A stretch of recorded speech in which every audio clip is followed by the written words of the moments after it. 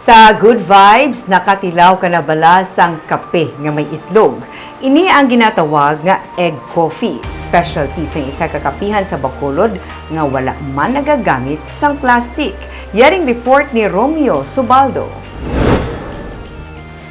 Ang egg coffee ang nagsugod sa Vietnam kag gin-adapt sa Kapipat Cafe sa Barangay Mansiligan sa Bacolod. Ang kape ginabutangan sang itlog. Pwede sa mainit nga kape, pwede man sa cold.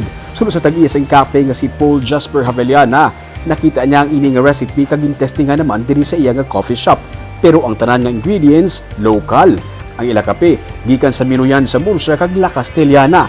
Tiyempo gera sa Vietnam sang natestingan nga pwede gali magamit ang itlog sa kape.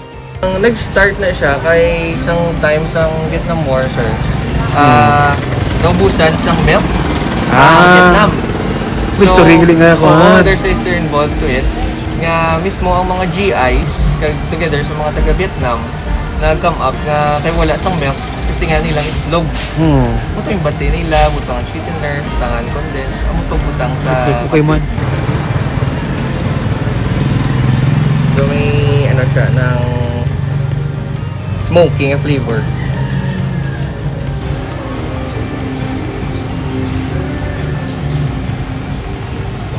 Nakastar dyan. So nga, ilain siya yung fix siya mo, no? Muna siya anay, tapos pagsulod siya kape. So tagaan niya ka anay tambis sa dila, tapos rektada kape. Kape. Ginabalos-balos siya. Isa pagit sa mga unique sa sinigang kapihan kay wala man sila nagagamit sa plastic. Kung magdala ka sang kaugalingon mo nga mug para magpangape, may discount. Kung magpa-refill ka sang imo nga coffee beans, pwede lang mabalik ang bulutangan para may discount man. Stainless straw ang ilang nga ginagamit. Si Paul ang anay volunteer sa SWIP nga grupo nga nagapatigayon sa coastal cleanup. Saksi siya kung ano ang matugang nga halit sa plastic sa baybayon gani, ginbato niya man ang hangkat sang wala usik economy nga magpadalagan sa cafe nga wala nagagamit sa plastic. Even though you're making small difference, pero it has an impact to other people nga hopefully makabulig man nga damo pagid mag volunteer or mag-go into the wala usik nga economy. Ang ini nga kapihan, butika sadto sang iya nga lola.